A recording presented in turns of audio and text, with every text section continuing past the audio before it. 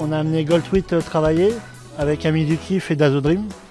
Goldtweet qui va faire sa rentrée dans le Troyton dimanche. Ami du Kiff va courir l'hypothèse du coup la semaine d'après. Je crois que c'est le 24 ou le 20.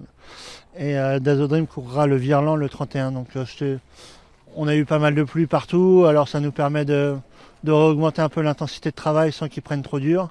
Le fait de monter dans un camion et de changer d'air, aller sur un hippodrome, ça les réveille un petit peu, ça les met en mode course. Donc voilà, on est pile poil. Selon l'ordre de travail, Goldtweet a travaillé plus dur, et Ami du Kiff un petit peu moins dur et Dazo Dream encore un petit peu moins dur par rapport à ce qu'ils ont besoin. Et tout a été parfait, je serais content. Voilà. Vous avez hâte qu'il recourt ? En fait, je voulais surtout avoir des chevaux calmes et disponibles, qui se passent pas mal par bêtise, et ouais, j'étais un peu tendu. Voilà, moi, ça fait 10 ans que je suis installé, 10 ans que je rêve d'avoir des chevaux comme ça.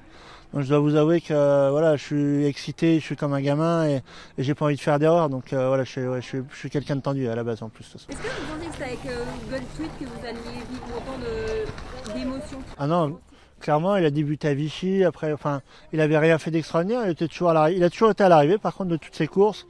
Et on l'a même emmené à Cagnes-sur-Mer, tout ça. Et puis au fur et à mesure, il a fait que progresser. Et en fait, c'est surtout physiquement, il a vraiment éclos. Il a fait une année exceptionnelle à 4 ans, il est 3e de groupe 1 quand même en steeple.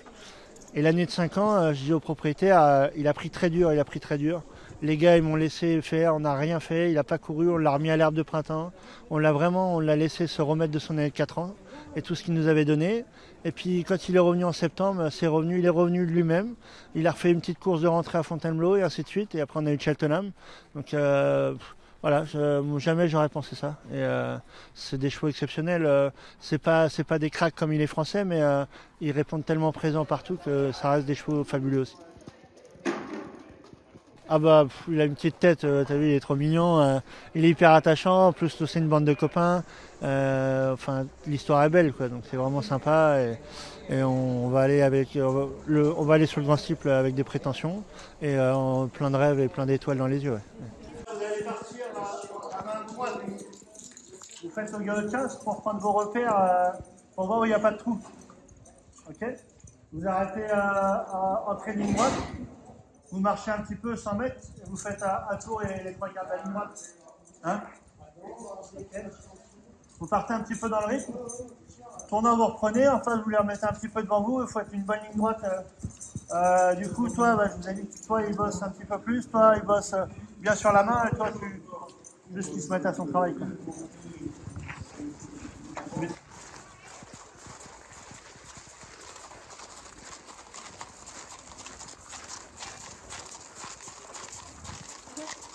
Avec les gars, on s'est posé la question de qui s'adapterait le mieux. Et on s'est posé la question de Léopold. On s'était dit qu'il était peut-être un petit peu jeune. Après, il a prouvé qu'on avait tort parce qu'il a gagné avec Ami du Kiff. Donc c'était Gabin Meunier ou Kevin Nabet dans notre tête. Et voilà, on a appelé Gabin Meunier et puis ça a été parfait. En fait, ils n'ont rien à voir avec Johnny. Et du coup, on s'est dit, en fait, l'idéal, ce serait d'avoir quelqu'un qui a un équilibre vers l'avant, qui a un peu passager clandestin. Et c'est pour ça, Nabet et Meunier, ils ont un peu la même position, un peu le même profil. Et voilà, donc c'était très bien.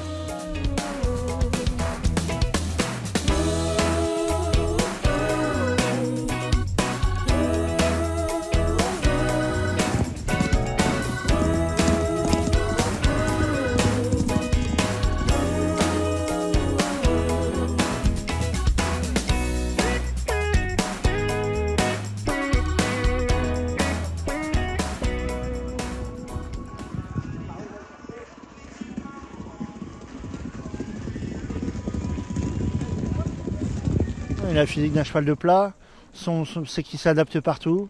Là maintenant il est vraiment arrivé à maturité, donc il n'est pas lent comme avant, on peut le monter partout. Et surtout ce qu'il a, c'est la pointe de vitesse. Il est à l'économie tout le parcours, il est capable d'accélérer très fort. Et s'il est à la lutte avec quelqu'un à la dernière oreille, je pense qu'il n'y aura pas de chevaux pour le battre. Maintenant on rallonge les distances. 6000 mètres, c'est un tout autre sport. Il est français, quand il va durcir en face, il va quand même, on sait comme les chevaux un peu irlandais ou anglais, quand ils accélèrent en face, ils usent les pointes de vitesse des chevaux. C'est pour ça qu'on ne voit jamais des chevaux faire des gros finishes. Donc voilà, ça va être intéressant à voir. On va voir.